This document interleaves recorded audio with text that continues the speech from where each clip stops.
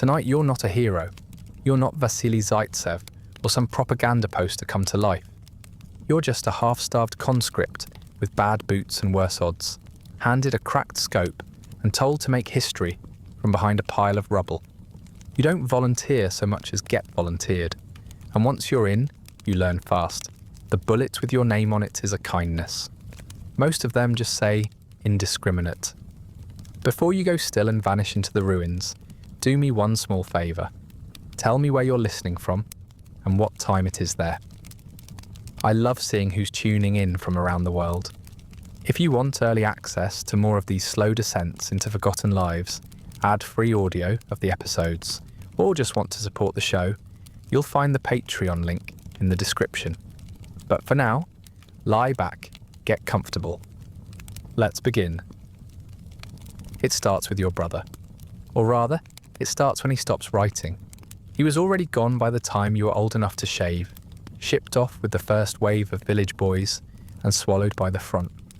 His last letter came in spring. He said the mud was endless, that his rifle jammed more often than not, and that someone stole his boots in the night. He signed it with a joke, something about making stew from snow and horse meat, and then he was gone. Your mother read the letter twice, folded it carefully, and placed it beside the icon on the shelf. She hasn't moved it since. She doesn't talk about him anymore, which is how you know he's dead. When the man from the regional office arrives, he doesn't ask if you'd like to serve. He doesn't need to. You're 17 and wiry. Your papers say you can read, and you haven't eaten properly in 3 days. That's close enough to a yes.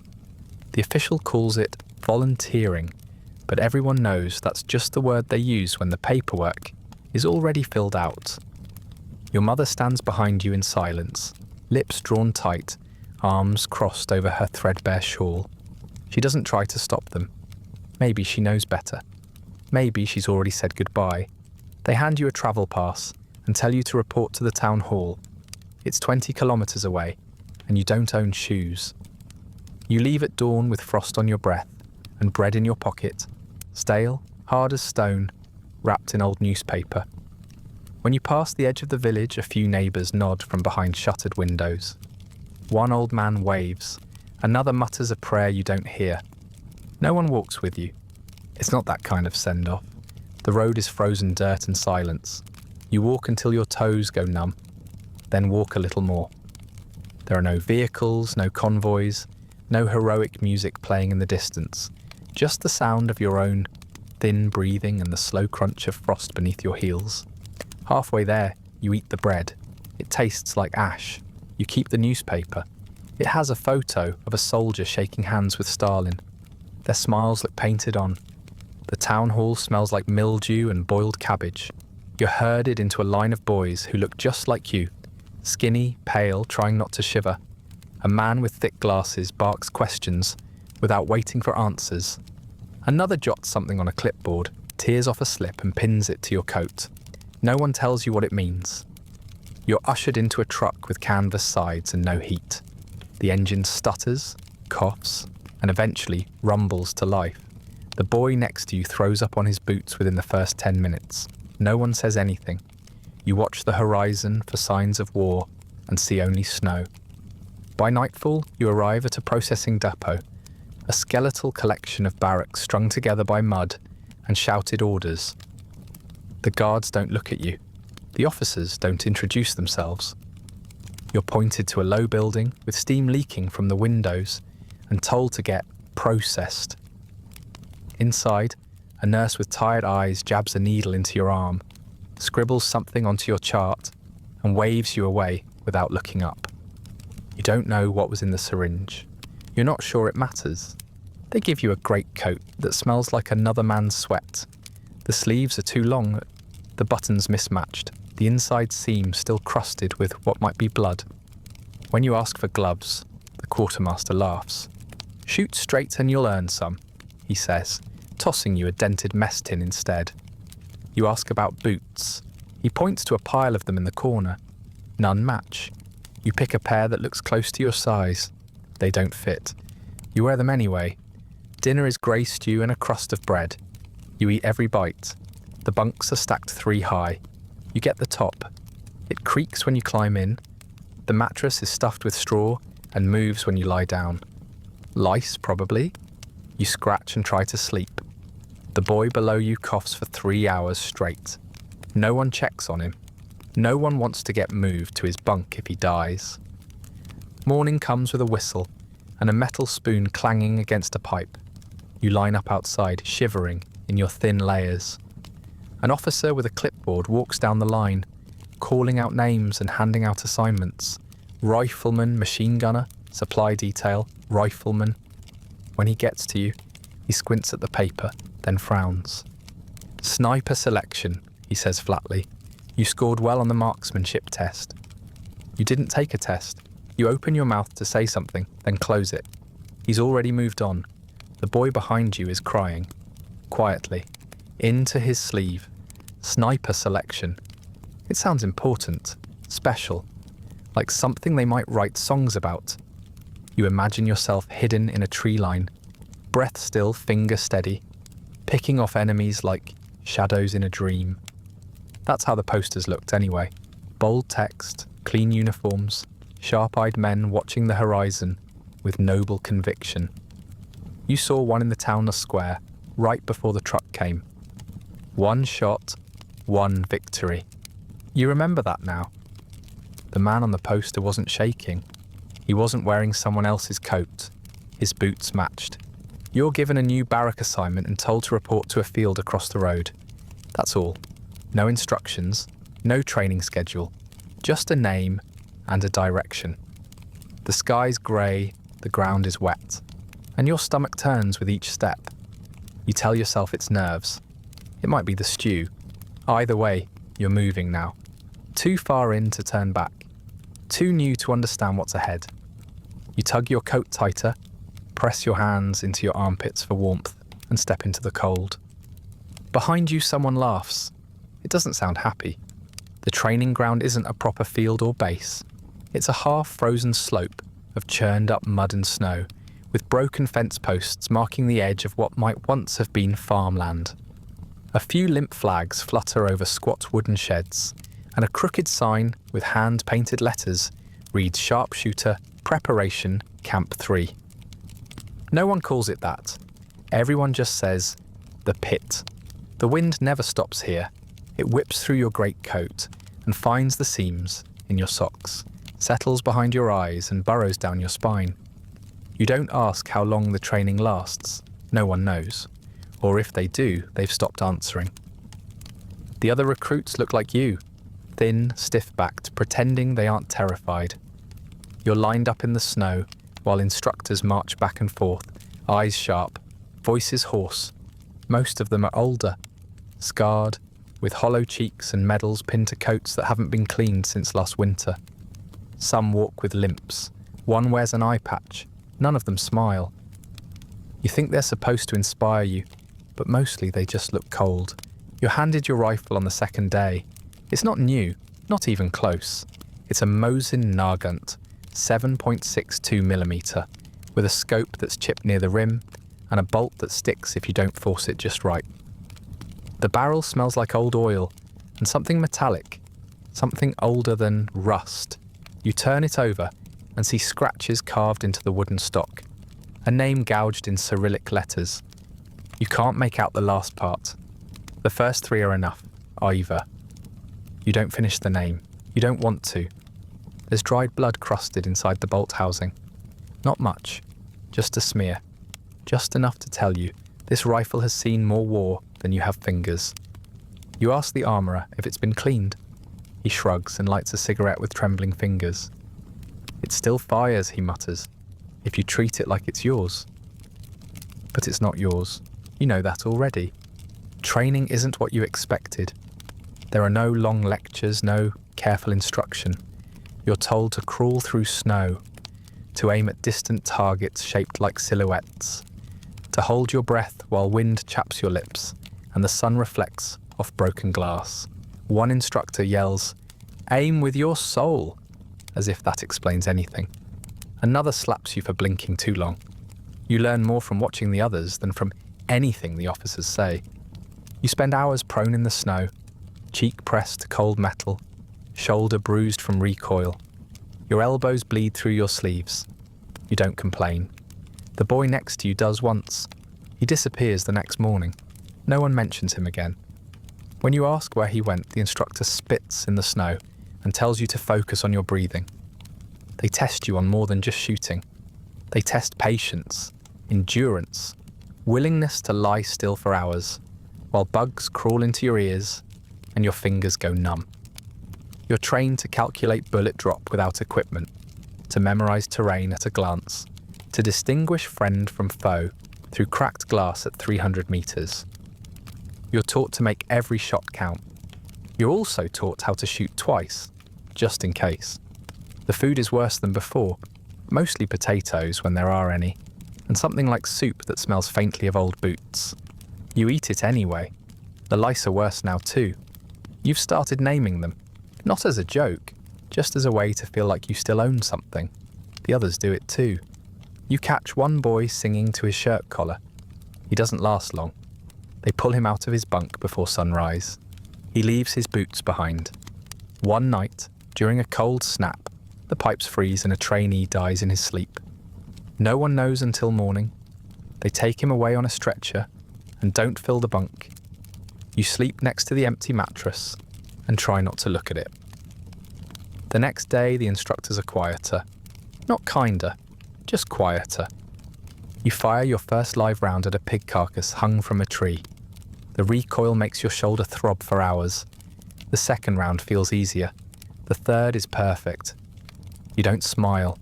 Someone claps you on the back. It doesn't help. Later that day, they make you practice breathing control while lying face down in a ditch. The mud soaks through your coat. You can't feel your toes. Your breath comes out in fog. You imagine the target is real, that it's a man, that he's blinking and breathing and thinking about his mother. You fire anyway. You hit him between the eyes. At night, some of the boys trade stories about what they'll do when the war ends. You stay silent. You don't have a plan. You're not sure you believe in afterward. You wrap your coat tighter around yourself and listen to the wind press against the window frame. Outside, the world is frozen. Inside, it's not much better. Toward the end of training, if you can call it that, you're brought into a small room with a single oil lamp and a map pinned to the wall. An officer in a clean uniform tells you that you've been selected for the front. He doesn't say congratulations. He doesn't ask if you're ready. He just hands you a piece of paper with your name, an assignment number, and a location you don't recognize. You'll be partnered, he says, for now. You nod, though the paper shakes in your hand. Your name is spelled wrong. That night, you pack your things. It doesn't take long. One mess tin, one dull knife, one cracked pair of binoculars, the rifle, of course. You clean it carefully, brushing away flakes of blood and dirt, oiling the bolt like the instructor showed you. You don't try to sand down the carved name. That feels wrong somehow. You just whisper to it, as if it might listen, as if it might remember you when no one else will. The truck arrives at dawn, no ceremony, no farewell, just your name on a manifest and a grunt pointing to the back. You climb in beside 3 others, each clutching their own battered rifle, like it might float them through what's coming. The engine stutters, then catches. The wheels lurch forward through slush and salt. You don't know where you're going, only that it's west. That's where the war is. That's where everyone eventually ends up. The front isn't a line, it's a smear. The truck drops you somewhere outside a city with no signs left standing. No roads that haven't split open from shellfire. You don't learn the name of the place. If it even has one left, no one's saying it. The buildings are skeletal, all rebar ribs and cracked concrete skin. Everything smells like wet plaster and old fire. You expect chaos? What you find is quiet, too quiet. Like a grave before anyone's had the decency to climb in. Your new unit is camped in the basement of a collapsed post office. Someone's painted a red star on the door, in drying blood or rust. It's hard to tell which. Inside, soldiers hunch over mess tins, rubbing mud from their sleeves or scratching at fleas. No one looks up when you enter. You report to a thin man with a clipboard and a voice like crushed gravel. He scans your assignment paper, clicks his tongue, and jerks a thumb toward a corner where a man is oiling a rifle in silence. "Misha," the officer says, "you're his shadow now." Misha doesn't greet you. He finishes oiling the bolt, reassembles the rifle with careful fingers, and stands. He's older than you, maybe 30, maybe 50. Hard to tell under the grime. His uniform is faded and patched. One sleeve is stitched shut where the lower arm should be. He sees you looking and raises an eyebrow. "Trigger hand's still good, he mutters. Then he slings the rifle over his back and walks out without waiting. You follow. You spend the rest of the day in a half-ruined apartment block that overlooks a crumpled boulevard. The floor is slick with melted snow and broken glass. Misha picks a corner where the ceiling hasn't collapsed and props a board across 2 windowsills. He lays his rifle across it like a priest setting up an altar. You take position beside him, barely breathing, trying to ignore the cold sinking through your knees. Across the street, the rubble shifts occasionally. Sniper bait, he calls it. Nothing moves without a reason here. Misha doesn't talk much. When he does, it's in short phrases. Watch the corner, listen to the wind, count to 3 before you fire. His voice is low even, almost bored. You ask if he's killed many. He shrugs. "I've been here a while," that's all he says. Later, he shares a boiled potato from his coat pocket. You eat it without thinking. It's the warmest thing you've tasted in weeks. Your first target is a German courier. You spot him mid-morning, weaving through the ruins with a satchel on his hip and a helmet too big for his head. He moves quickly, but not carefully, like someone who's run this route a dozen times without incident. He can't be more than 17, maybe 16. His cheeks are pink from the cold, and his breath fogs the air in bursts as he jogs between cover. You almost don't raise your rifle. Misha says nothing, just nudges your elbow with his remaining hand. You line up the shot. Your scope fogs. You wipe it. You breathe slow, like they taught you. You press the trigger gently. The rifle bucks against your shoulder with a noise that seems much too loud. Across the street, the courier stumbles mid-step, clutches his side, and folds to the ground like his strings were cut. He doesn't move after that. Your stomach tightens. You try to breathe. You fail. You scramble to the corner of the room and vomit into the plaster dust. Misha doesn't scold you. He doesn't say anything at all. He just lays his rifle flat and pulls out another potato. This one he doesn't offer. He chews slowly, watching the window. Later that evening, back in the post office basement, your name is called during roll. A lieutenant you've never met announces your first confirmed kill, praises your quick instincts, and says something about defending the people's revolution. You stand there in your filthy coat, stomach still hollow, as he scribbles something on a clipboard. He says there will be a commendation. He calls it an honour. He mispronounces your last name. The others nod without interest. One claps you on the shoulder. Another asks if you salvaged the courier's satchel. You didn't. You don't mention that you almost missed. You don't mention that you can still see his face when you blink. They tell you to get used to it. You nod, because that's what they want. Then you go upstairs and sit in the dark for an hour, picking at your fingernails until they bleed. You don't sleep that night. The floor is too cold. Your mind is louder than the wind. You keep thinking about the helmet, the way it bounced slightly when he fell. You wonder if his family's still alive, if they'll ever know where he died, if anyone will move his body before the rats find it. Then you remember your brother and decide it's better not to think too much. You press your fingers into your eyes until you see stars. The next morning, Misha is already packed. He doesn't explain why. Just tells you to keep your scope clear and watch for movement near the church tower. Then he shakes your hand, left-handed, and nods once. You don't ask where he's going. You don't ask if he'll come back. That feels like tempting fate. He walks out the same way he came in, without fanfare, without sound. Your next assignment comes from a sergeant who smells like gun oil and cheap vodka. He points you toward a building on the far side of the block and tells you to pick a nest. No partner, no briefing, just a general direction and a new sector to cover. You wrap your scarf tighter and head out before he changes his mind. The building is 3 floors tall, but the stairs only go up 2 before collapsing. You climb the rest with your back pressed to the wall and your rifle slung across your chest. At the top, there's a room with half a ceiling and a view of the same boulevard, only farther north. You set up between a shattered wardrobe and the remains of a stove. The floor is damp. The air smells like warm rot and wet cement. You lie down, cheek to the stock, eye to the chipped glass, and wait for something to move. No one tells you who to shoot. You just know. You feel it in the silence. You feel it in your hands. Time passes, maybe weeks, maybe months. It's hard to keep track. You're now stationed outside the city Leningrad. Winter doesn't just arrive, it stalks. It seeps in slowly at first, curling through cracks in brick and creeping beneath your collar, testing your softness before it commits. Then one morning, it stops pretending and settles across the land like a curse. The sky loses its colour. The wind sharpens. The air tastes like glass. And every surface you touch bites back.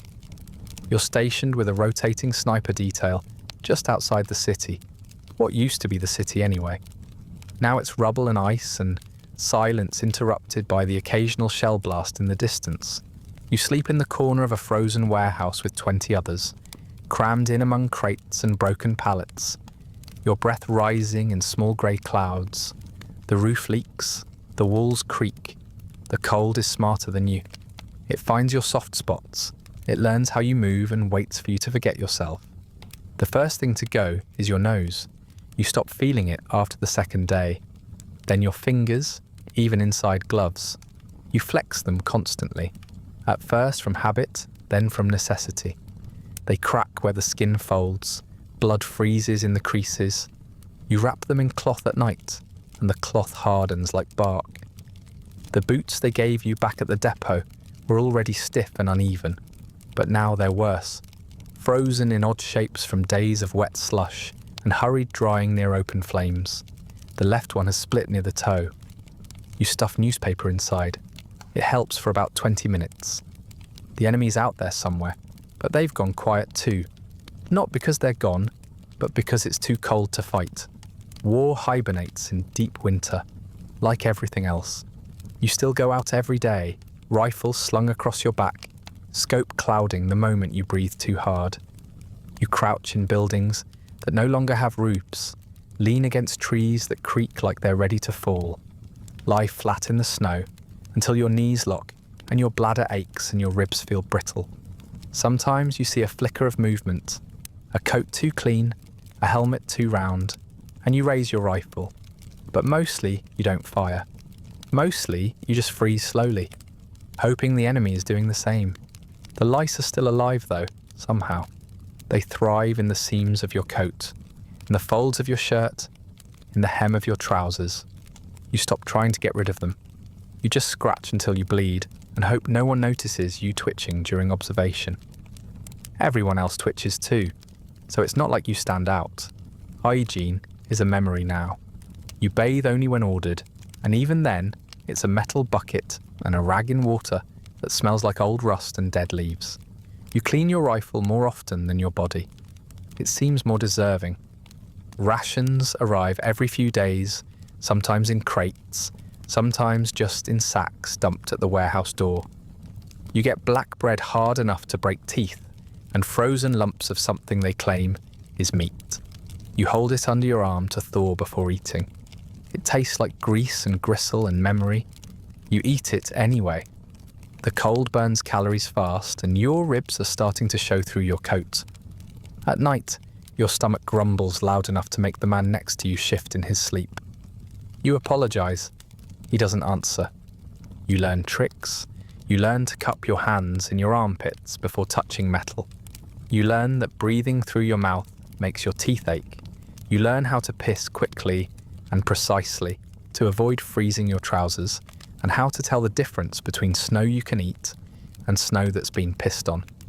You learn to move slower, to waste less heat, to not blink too fast or your lashes will freeze together. You stop complaining, not because you're brave, because no one listens. Everyone else is just as cold and just as tired and just as unwilling to admit they might not make it to spring. There's a boy named Oleg who sleeps near you. You don't know much about him. He came in with the last resupply unit. He doesn't talk unless spoken to. He has bad teeth and good boots, and once offered you a boiled potato without asking for anything in return. That made you trust him more than most. You talk sometimes in the late hours when the wind screams, and the rest of the men snore or cough themselves to sleep. He tells you he wants to be a school teacher when the war ends. You tell him you want to go home. Neither of you say what you really mean, which is that you doubt either thing will happen. One night, a shell lands somewhere too close. The building shudders. Dust falls from the ceiling like snow. You both duck instinctively, but nothing follows. The cold presses in tighter after that. Like it noticed the weakness and decided to punish you. You sleep in your coat, your gloves, your scarf wrapped around your face until you can barely breathe. You dream of fire, but it doesn't warm you. You wake up colder than when you started. You stop keeping track of days. The sun barely rises, and when it does, it hangs low and weak, like an old man's eye. You mark time by meals and patrols, and moments when the frost creeps a little farther up your sleeves. You haven't fired your rifle in a week, but you still clean it every night. Ritual more than duty, like prayer, except you believe the rifle will answer. Then one morning you wake up and Oleg doesn't. He's curled in on himself, blanket tight, boots still on, face turned toward the wall. At first you think he's asleep, then you notice how still he is. Not frozen stiff, not yet, just still. You reach over, shake his shoulder, nothing. His eyes are half open, his breath is gone. You call for the corporal. He grunts, confirms, makes a note on his clipboard, and walks away. No one mourns. There's no time. No fuel for a fire. No ground soft enough to dig. Someone drags the body outside and covers it with snow. You try not to watch. You try not to think about what his mother will be told, or if she'll be told at all. You just sit there, flexing your fingers, willing the blood to keep moving. An hour later, someone hands you Oleg's gloves. They're better than yours, lined with fur, still warm from his hands. You hesitate for a second, then you take them. You don't say thank you. You just slip them on and return to your post. The snow crunches beneath your boots. The wind moans through the cracks in the wall. You don't look back. They move you out of the warehouse not long after Oleg dies. No explanation. Just a name shouted at roll call and a wave toward the supply truck. You don't ask why. You shoulder your rifle, grab your pack, and climb into the back with 3 other men who don't look at you. The truck rattles over frozen ruts and broken glass, past skeleton buildings and frozen corpses half sunk in the snow. You stop trying to figure out which side they belong to. After a while, you stop seeing them at all. Your new post is an old church tower, or what's left of one. Most of the roof has caved in. The bell is gone, and the stained glass has been shattered into glittering frost across the floor. One beam of sunlight still slants through the open window each morning, falling across the pulpit like a failed sermon. The stairwell to the tower is barely intact, and your boots slip on each icy step as you climb. The whole structure sways in the wind, groaning softly like it's remembering how to die. The tower overlooks a road that used to matter. You can tell from the wreckage, half tracks rusted into place. A burned-out tram twisted around a crater, old barricades draped in snow like abandoned stage props. Once, people probably fought hard over this street. Now it's just empty. A corridor of frozen dust and forgotten plans. Your orders are to watch it. For what? They don't say. Maybe for movement, maybe for ghosts. You settle in behind a pile of rubble beneath the window, stacking bricks to brace your rifle and unrolling a length of old curtain to rest your elbows on. It smells like mildew, and something sweeter, like rotted incense. You lay flat on your stomach, chin to the buttstock, and stare through the chipped scope. A brick wall with a doorway sits 200 metres downrange. You count the holes in it, 47.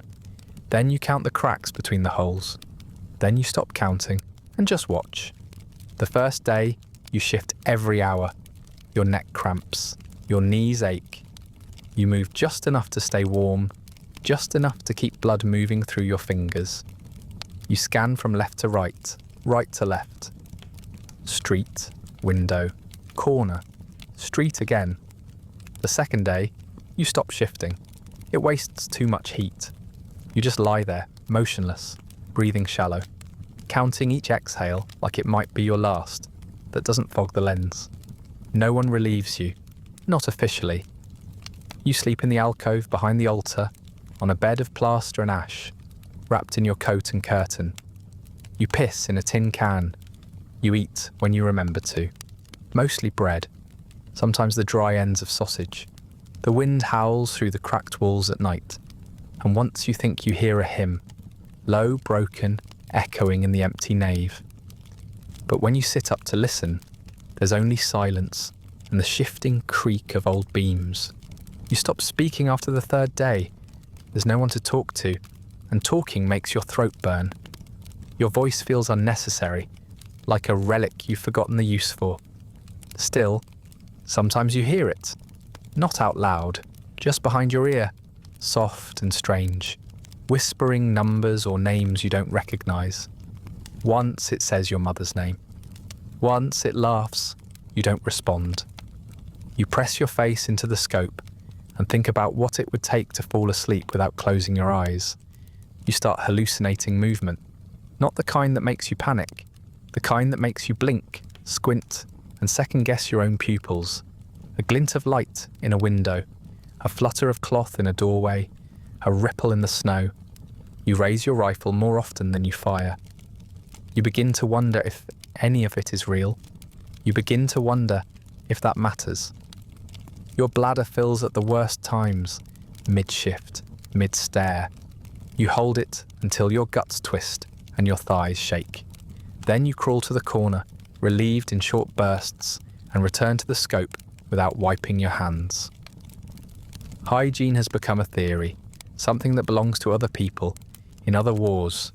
Sometimes you see rats. They move quick, darting between collapsed pews, rustling through hymnals turned to mulch. You don't bother with them. They don't bother with you. You're both just occupying the same rotting sanctuary, waiting for someone else to end it. At night, you try to sleep. You lie on your side, curled into the curve of your coat, with your rifle clutched against your chest, like a lover. Your fingers twitch in your dreams. Your ears ring with distant shells. You wake often, unsure of where you are. The church tower looks different in the dark, taller, hungrier, like it's grown teeth. You start to forget how long you've been there. The days bleed into each other, all grey sky and grey stone and grey thoughts. Your scope has a smudge you can't clean. It shifts just enough to make you doubt every shot. Not that you've fired recently, not that there's anything to shoot. Then finally they send someone. You hear footsteps on the stairs, light ones, quick, nervous. A boy arrives at the top of the tower, rifle slung across his back, cheeks raw from windburn. He introduces himself too quickly, words tumbling over each other. He says he's 16. You don't ask if that's true. You just nod and point toward the window. He moves clumsily, hands shaking as he sets up beside you. His rifle is newer. His boots are dry. His eyes are wide. You tell him to watch the left corner of the street. You tell him to breathe slow. You tell him not to speak unless he sees something. He nods too many times. You stare at him for a while. He doesn't meet your eyes. You've already seen how this ends. That night, a shell falls somewhere nearby. Not close enough to hit the tower, but close enough to shake it. You feel the whole structure lurch. Stones fall. Dust rains from the ceiling. The boy gasps and drops his rifle. You don't move. When the rumbling stops, he says he needs some air. You don't stop him. You just close your eyes. In the morning, he's not in the tower. You don't report it. You just return to your perch, adjust your rifle, and look back through the scope. There are still 47 holes in the wall. It happens after one of the coldest weeks you've known. The air sharpens into knives, the wind never stops howling, and your fingers stop bleeding only because they stop feeling altogether. You've stopped logging your kills. There's no time for it, no paper that isn't soaked through, and no point. You shoot because you're told to, because something moves, because silence makes your brain itch. You're posted near a collapsed theatre this time, watching a crossroad no one has crossed in days. Your body curled like a dead dog behind a wall of snow and broken bricks. Then on the 6th day, the Germans push forward. Not in force, just a handful of scouts creeping through the outer rubble. One by one, they pass your scope. You breathe. You fire again and again. They fall. One tries to crawl back. You wait for him to call out. He doesn't. You finish it. Someone later tells you the count was 22. You don't remember 22 faces. You barely remember pulling the trigger that many times. You only remember the twitch in your wrist and the weight of the bolt sliding home. You remember how your knuckles cracked from the cold and your finger bled onto the trigger. But you don't remember 22. Maybe they just needed a number to send up the chain. Or maybe someone was watching. You hope not. An officer arrives 2 days later, not one you know. His coat is clean, lined with real fur, and his boots match. He introduces himself with too many syllables and not enough warmth. He doesn't shake your hand. Instead, he informs you that you've been selected for temporary reassignment, a phrase that tastes like rust. You're taken from your post, marched across the snow, and loaded into a truck without explanation. You don't ask. Your legs hurt too much to argue. They bring you to a base behind the line, far enough from the front that the buildings still have roofs, and the chimneys smoke with something better than burnt ration crates. You're shown to a small office with a lamp, a typewriter, and a large red star painted neatly on the wall. A man with polished boots and a camera around his neck is waiting for you. He greets you like an old friend. You've never seen him before in your life. He sits you down and tells you he's from the Propaganda Bureau. We heard about your success, he says. Very efficient, very patriotic. He opens a notebook, already half filled, and begins to ask questions. How long have you served? How many fascists have you killed? What inspired you to fight for the motherland? You answer as best you can. Short, slow responses delivered through a voice gone hoarse from disuse. He nods politely, scribbles things down, and occasionally corrects you. Let's say you killed the lead officer first, he suggests, even though you can't remember who was in front. And mention that you prayed before taking the shot, even though you didn't. He smiles as he writes. You sit there, unsure whether to feel flattered or nauseous. A photographer arrives and begins clicking the shutter before you've even stood up. He poses you against the window, with sunlight haloing your frostbitten cheek. He doesn't ask if he can touch you, just adjusts your collar and tells you to look proud. You don't. You try, but your lips don't move the right way anymore. So he tells you to look tired instead. Authentic, he calls it. Afterward, someone brings a plate of food, real meat, warm bread, tea with sugar. You eat it without tasting. It fills the hollow, but it doesn't do anything else. The officer who brought you in reappears with a small red booklet and a folded certificate. Commendation for valor, he says, issued on behalf of the party and the people. Your name is printed beneath the seal. It's misspelled. Your last name is missing a letter. The first name isn't yours at all, it's your brother's. You stare at it for a moment, then fold it and place it in your pocket. You're told there will be a write-up in the local paper. Hero of the People's Front, they call you. You wonder if your mother will see it, if she'll believe it, if she'll notice the wrong name. Probably not. You haven't written to her in months. You're not sure what you'd say anyway. That you're doing your best? That you're still cold? That you stopped dreaming because the dreams were worse than the days? They give you the rest of the day off. You're allowed to shower, Scrub the lice from your hair. Change into clean underclothes. The water is warm, though the pipes groan like they're not used to it. You don't recognize the body in the mirror. It's thinner than you remember. Pale, hollow in the face, the eyes stare too long. You dry off with a rag that smells like bleach. Put your uniform back on and sit on the bunk until someone knocks.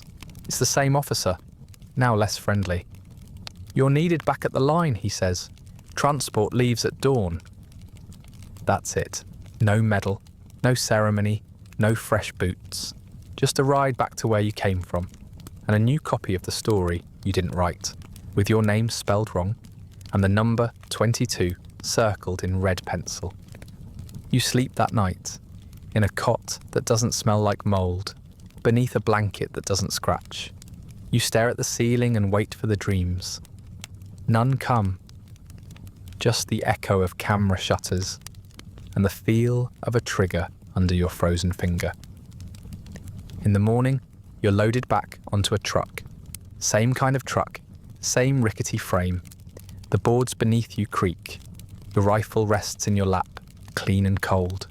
The wind seeps through the canvas sides and stings your cheeks. You wonder if the paper with your name on it will ever make it home. You wonder if it matters. You return to the front with your coat still stiff from the warmth it never held. The air smells like boiled socks and distant fire. The base is different now, thinner somehow. Fewer bodies around the fire barrel. Fewer voices in the dark. The ones who are left don't look up when you pass. Their faces are bruised with cold, their eyes glassy and half turned inward, like they've already gone somewhere quieter. You're assigned to a new unit. No introductions, no names, just a new ruin to perch in and a sector to watch. Your scope fogs the same way, your boots leak the same way, your hands shake in the same rhythms. But something is different, and you notice it before the sun rises on your second day back. There's a man standing behind the firing line. Not close, just far enough to avoid suspicion, just near enough to see everything. He wears a long clean coat, fur collar, red armband. He doesn't carry a rifle, just a leather-bound notebook and a pencil sharpened to a needle. You don't ask who he is, you already know. The commissar doesn't introduce himself. He doesn't shout or issue commands. He watches. That's worse. You catch him studying your posture, the way you breathe, the seconds you take between spotting and firing. Sometimes he writes, sometimes he just nods faintly and walks away, lips pressed tight. You find yourself wondering how many pages are filled with your name, how many ticks are beside it. You didn't realize how much quieter the front could feel when someone behind you is listening. A week in, he speaks to you for the first time. It's during chow, such as it is. You're chewing something grey and chewy that might once have been meat when he slides onto the crate beside you like a ghost. His coat doesn't even rustle.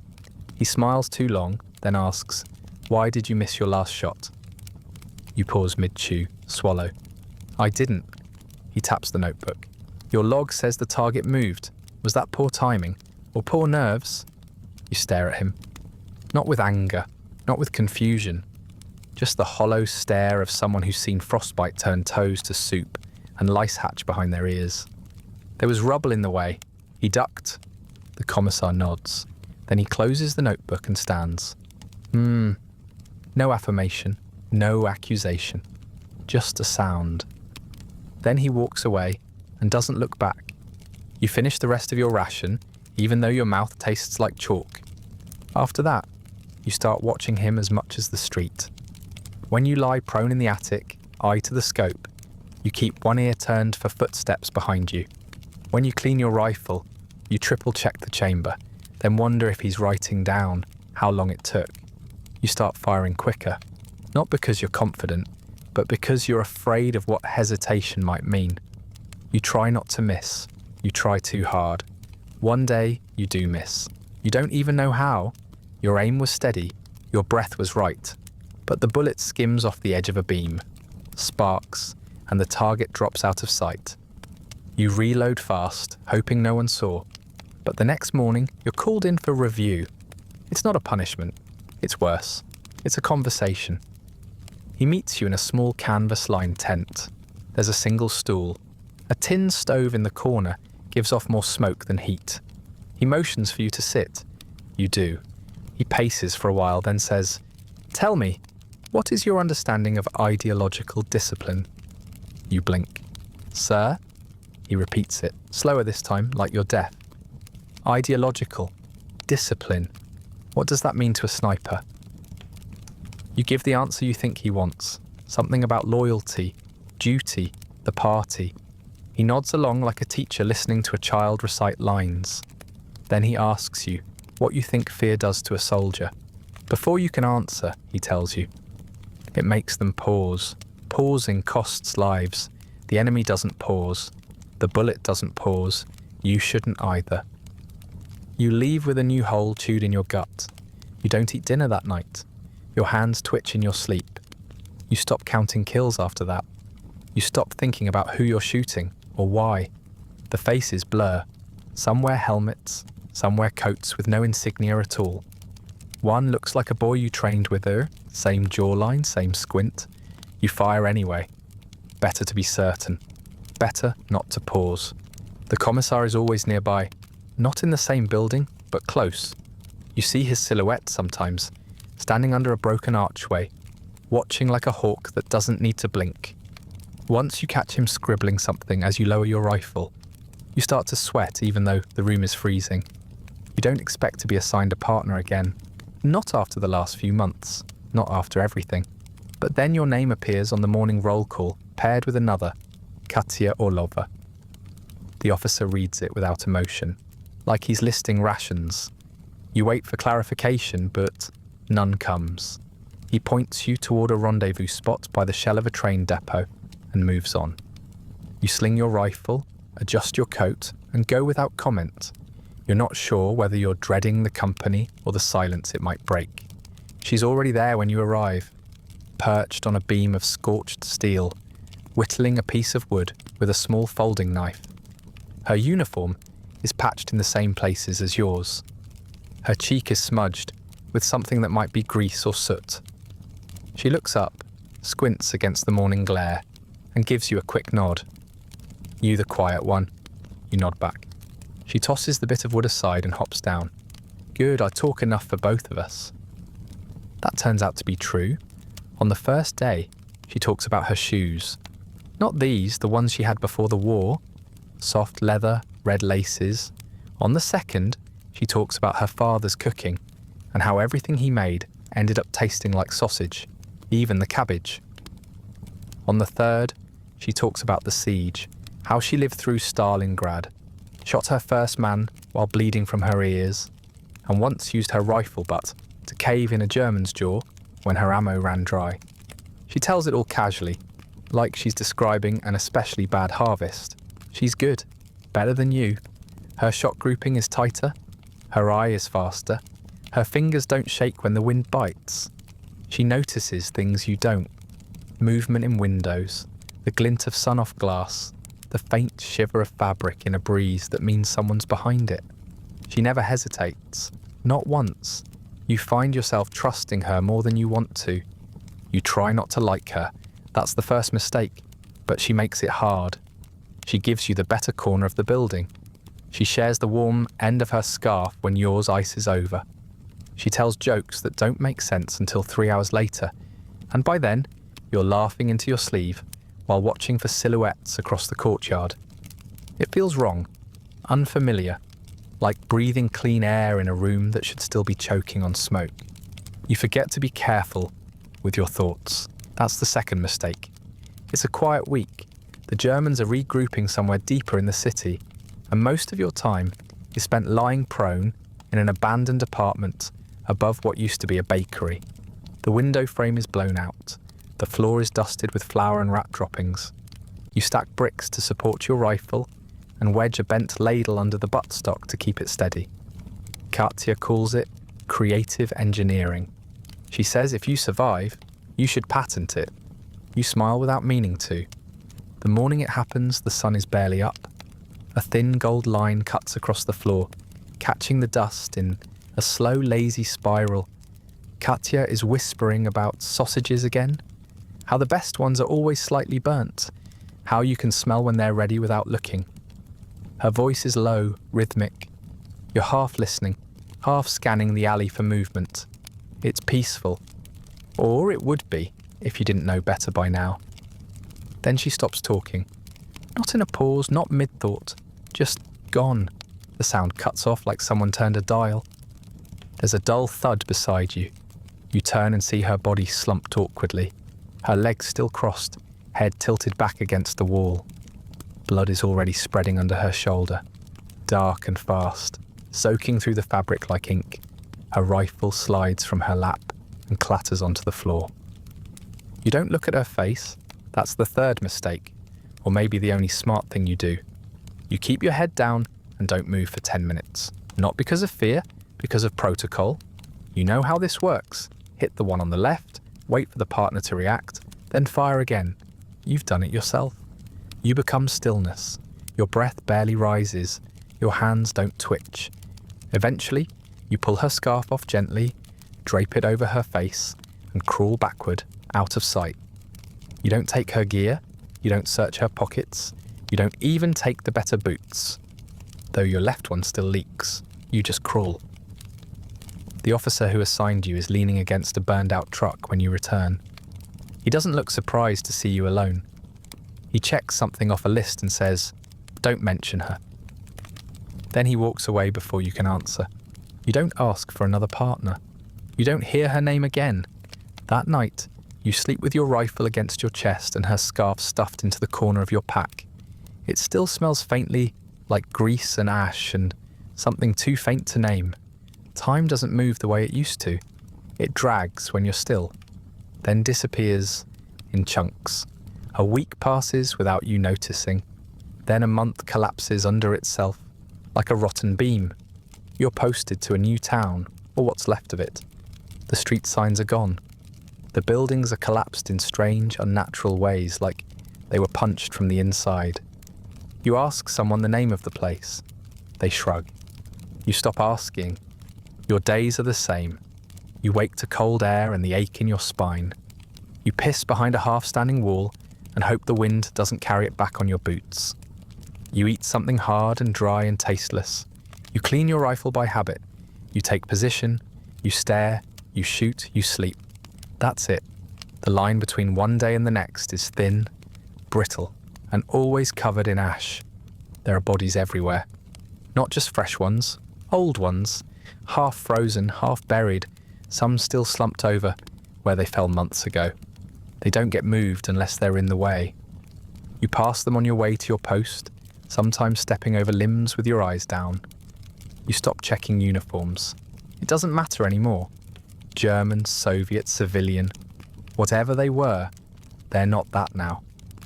You start keeping a journal, not out of sentiment, out of survival. The pages are from a ledger you pulled off a dead quartermaster. Most of the ink is already smeared. You write in charcoal. You don't write names, just dates, numbers, a rough count of shots fired, maybe a note on what you ate, or whether your hands bled through the bandages again. Some pages have tallies, others just question marks. You meet soldiers who share your rations, pass you cigarettes, laugh at jokes you don't quite follow, and the next day, you realise you've already forgotten their voices. There's a medic with red hair who binds your wrist after a misfire. She tells you to come back in a few days to check the swelling. You don't. You couldn't find the aid station again if you tried. One night, during shelling, you take cover beside a corpse. He's face down, coat torn, ribs showing through the gaps. You wait there for nearly an hour, pressed against his back, like he might shield you from the blast. When the noise fades, you whisper, "Thank you," without thinking. The next morning, he's gone. Someone must have moved him. You never find out who. The weather changes again. The snow turns to slush, then to mud, then to flies. They cling to everything. Your canteen, your fingers, the edge of your scope. You wipe them off again, and still they return, drawn by the rot that no one has time to bury. Your socks are always damp. Your trench foot comes back. You stop telling anyone.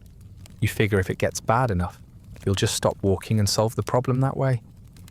The worst part is the faces, not the ones you remember, the ones you almost remember. The flashes, the dreams. You see them sometimes just before you fall asleep. Eyes half blown out, mouths open mid-scream, features caught between memory and imagination. You shoot someone in the street, and then days later, you see their face on someone else, and flinch. You start to wonder if they're following you, not as ghosts, just as loose, unclaimed parts. Bits of jawline, teeth, freckles, scars, floating, reattaching themselves to whoever passes by next. You try drawing them once. You find a pencil stub and sketch on the back of a supply form. The face you end up with doesn't look like anyone. You burn it in a cigarette tin and don't try again. One day, a commander asks how many confirmed kills you have. You say, "I've stopped counting." He laughs like you're joking. He slaps you on the back and says, "That's the spirit." You think about punching him. Instead, you nod and walk away. You pass a mirror sometime in early spring. Not a real mirror, a shard of polished steel in a bombed-out tailor's shop. For a moment, you think you see someone else. You brace, you look, but it's you. Just older, thinner, eyes sunken and rimmed with cracked skin. Your lips are split. Your gums bleed when you eat. You lift your cap and see a patch of scalp that's going bald from stress or lice or both. You don't look again after that. Your letters home go unwritten. You used to try sometimes, scratching a line or two into spare paper, pretending to remember your mother's address. You stopped when you realised you might not recognise your own handwriting. It looked too neat, like someone else had borrowed your hand for a moment and hadn't returned it the same. Sometimes you think you see Katya out of the corner of your eye. Not her exactly, just her shape, her stance, the ghost of her voice muttering something about burnt sausages. You don't turn to check. You know she's not there, but it's better to pretend for a second than admit you're truly alone. One night, you dream about your mother's voice. Not her face, just her voice. She's humming something low and steady, something she used to sing while cooking, back when winters were something that happened outside the walls, not inside your skin. In the dream, you can smell onions and fried dough, feel the heat of the stove, hear the creak of the kitchen floor. When you wake, your cheek is pressed to the butt of your rifle, and you're weeping quietly into the scope. You don't wipe your face, you just lie there, watching the street that no longer matters, waiting for the next shape to move. It starts with a sound you haven't heard in weeks. Artillery, close and fast, pounding the edges of your sector like fists slamming on a door. The Germans are pushing again, this time with more than patrols and scattered fire. You feel it in the ground first, then in your chest. Then the orders start coming down the line. Short, panicked bursts over the radio. Shouted directives from officers whose names you barely know. Fall back, regroup, hold the junction until the second wave arrives. No one explains what the second wave is. You and what's left of your unit retreat through alleyways littered with broken crates and empty bottles. The air smells like grease, brick dust, and the kind of smoke that sticks to your lungs. You pass men too injured to move and others who don't notice they're still bleeding. One stumbles in front of you and grabs your arm. You help him to the wall, lean him against it, and move on without looking back. You can't carry anyone. You're not even sure you can carry yourself. Then the officer pulls you aside. He's younger than you expected, clean-shaven, tight-lipped, too alert for someone in a war zone. His uniform is regulation perfect, which makes you distrust him immediately. He looks at you like someone studying a broken machine. Not out of concern, but calculation. He tells you calmly that your orders have changed. You're to remain behind, hidden, rifle ready. If anyone from your unit retreats through the fallback point without authorization, you are to shoot them. Not wound, not warn, eliminate. For morale, he says. Like it's a reason that should satisfy you. You stare at him. He stares back. You think about asking if this is A joke, but the look in his eyes kills the question. He hands you a slip of paper, signed, stamped, neatly folded. The ink is still wet. He says you'll be officially commended for your service. You're protecting the integrity of the line. You're defending the courage of the men who stay. You're inspiring discipline through sacrifice. He doesn't say whose. You set up in the husk of a watchtower overlooking the junction. The building is more whole than structure. Walls cracked and sagging, roof long since blown away. You find a corner where your back is protected and build a crude rest for your rifle out of bricks and sandbags. The scope fogs slightly from your breath. You exhale through your nose and wait. The first wave passes through in order. Faces hollow, boots dragging, weapons clutched like crutches. Some glance toward your perch, others keep their eyes on the ground. You track them without moving your finger. None of them break, not yet. The second group is different, stragglers. One man sprints alone, rifle gone, coat torn at the sleeve. He doesn't slow as he nears the checkpoint. You aim for the chest and pause, just for a moment, just long enough to feel the weight of the silence pressing down on you. Then you fire. He drops, doesn't scream, doesn't move. The other men don't stop. They keep going. The next one is older, limping, dragging his pack behind him like a corpse. He's crying, not loudly, not theatrically, just leaking tears, slow and steady. You fire. He collapses onto his knees first, then forward, into the mud. His helmet rolls into the ditch and disappears. The third is the one you remember. Young, probably younger than you were when you started. He doesn't run. He walks with slow, careful steps, holding something in both hands. You line up the shot. You squeeze the trigger. He drops. Later, when you climb down to confirm the hits, you find a photo folded in his hand. A girl, maybe 6, standing beside a river. Behind her, a small house with a tin roof and laundry on the line. The back of the photo has a name written in smudged pencil. You fold it back into his hand and walk away. The officer is waiting for you when you return. He smiles like you've just won a raffle, tells you your commendation has already been filed, says the party appreciates your service, that your actions prevented cowardice from spreading like a disease. He pats your shoulder and tells you to get some rest. You don't sleep that night. You lie on a cot that smells like ammonia, staring at the ceiling, blinking against the darkness. Your ears ring from the silence. Your hands twitch without purpose. You try to picture the girl in the photo, but all you see is the moment before he fell, how he never even looked up, just kept walking. You're transferred the next day, no explanation, just your name on a slip of paper and an order to report to a different sector by dusk. You pack your things, rifle, rations, a blanket still damp from snow, and walk to the new outpost alone. No one says goodbye. No one seems to notice you were ever there. The officer who gave you the order doesn't report for duty the next morning. Word spreads quietly, like steam escaping a cracked pipe. Someone says he was found behind the supply depot with a hole through the side of his neck. Clean shot. No witnesses, no suspects. The quartermaster shrugs when asked. The commissar doesn't mention it. You don't ask questions.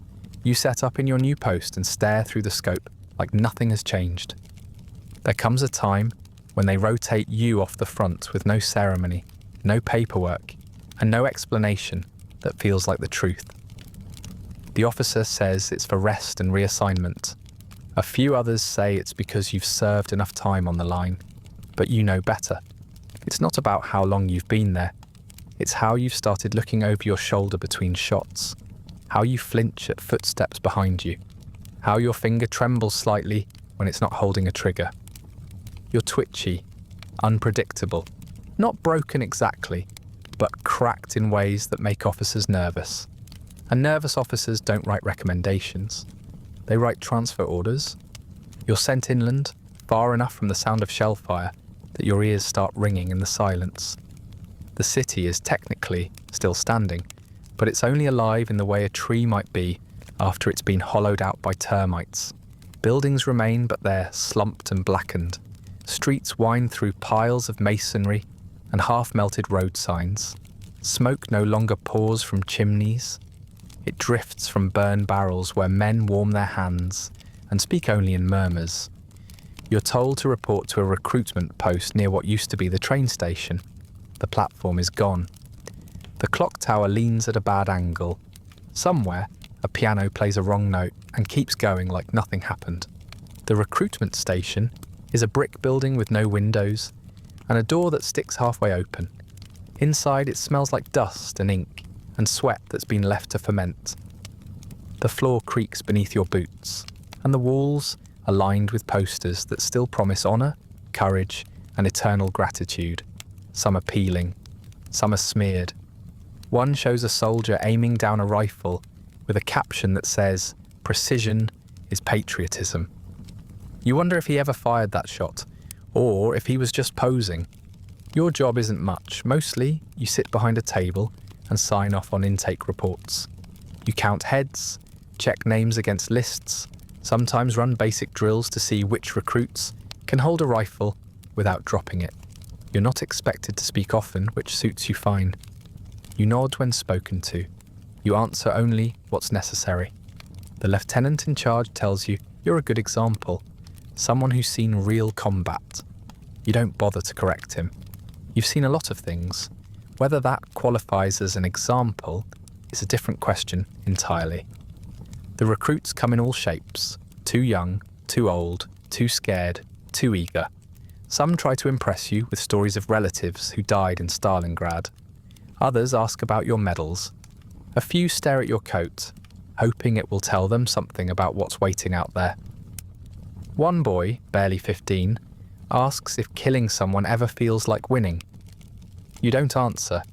He laughs nervously and moves on to the next officer. The locals avoid your eyes. You pass them in the street and see how they turn their heads, suddenly fascinated by cracks in the pavement or distant sounds that don't exist. Children give you wide berth. Women look past you.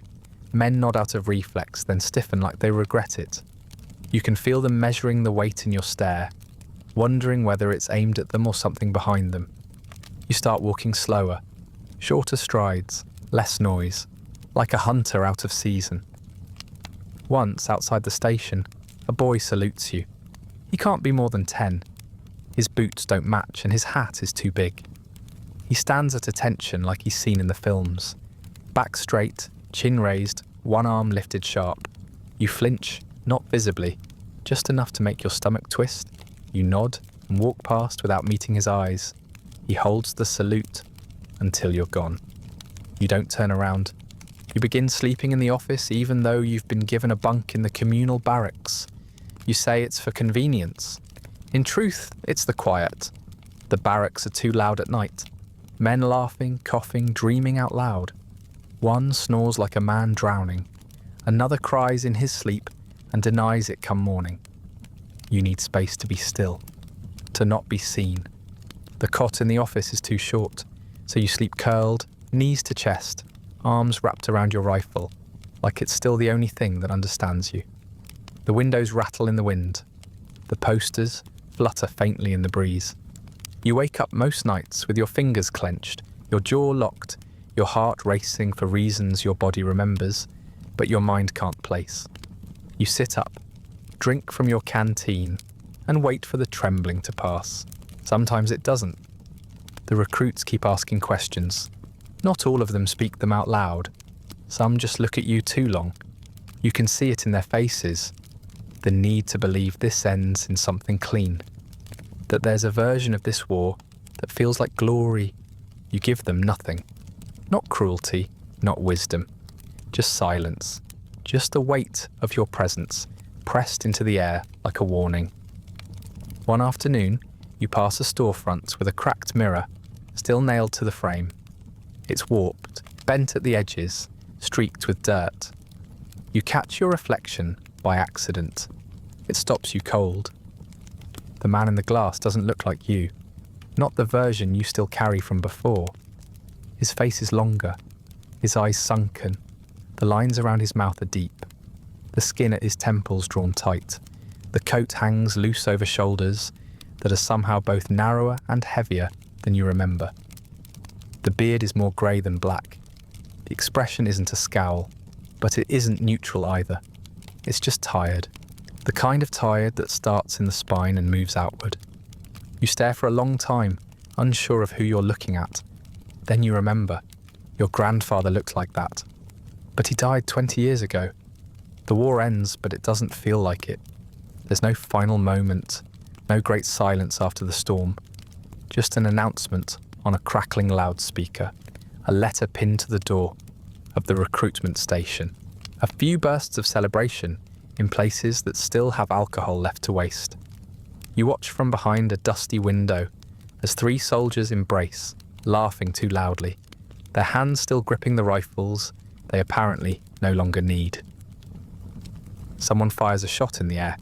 Someone else starts singing off key. It doesn't reach you. Inside, you're given a discharge certificate and a ration book. The clerk doesn't make eye contact. She hands you your papers like you're another package being processed, another item ready for the shelf. She doesn't thank you. She doesn't ask your name. She just tells you the train leaves at dawn and waves for the next man in line. Your uniform isn't replaced. Your boots aren't cleaned. You're expected to leave as you are. Worn thin, patched up, blood still caked in the laces. A week later, a letter arrives. It's folded into quarters and printed on cheap paper, the ink smudged in places. It reads, "Thank you for your service to the motherland." That's it. No name, no signature, just a stamp that looks like it's been reused too many times. Tucked inside is a medal. It's smaller than you expected, lighter too, and bent slightly at the edge as if someone stepped on it before sliding it into the envelope. You turn it over in your hands a few times before placing it in your coat pocket. You don't wear it. No one calls you a hero. No one calls you anything. You step off the train into a town that barely remembers your name. The platform is cracked and overgrown. A dog barks in the distance. A woman walks past you, eyes straight ahead, hands buried deep in her sleeves. You pause in the square and look around, half expecting someone to appear from the fog of memory. Your mother, your brother, a friend from school who never learned to shave. No one does. The buildings are older, the trees are smaller. You don't recognize the road to your house until you're already walking down it. The house is still standing. Somehow, the shutters hang crooked. The fence has collapsed in 2 places. The door creaks like it remembers your weight, but not your face. Inside, the air is stale, thick with dust and the kind of silence that accumulates only after long neglect. Your mother is gone. A neighbour told you in a letter months ago, maybe a year. You didn't cry when you read it then. You don't cry now. You move through the rooms with your boots still on, too tired to feel guilty about the mud on the floorboards. You find a half-broken chair and sit. It creaks under your weight, but it holds. You sleep the first night without blankets. The bed feels wrong. Too soft, too still. Your back has learned the shape of stone and splinters. The mattress gives in ways your body doesn't trust. So you curl up on the floorboards, coat still wrapped around you, rifle within reach. You don't dream. Or maybe you do, but you don't remember it. When you wake, the sun is too bright through the window. You pull the curtain and sit with your back to the wall, knees to your chest, and wait for the silence to settle again. In the mornings, you make tea from old leaves and boiled water. It tastes like regret, but it's warm.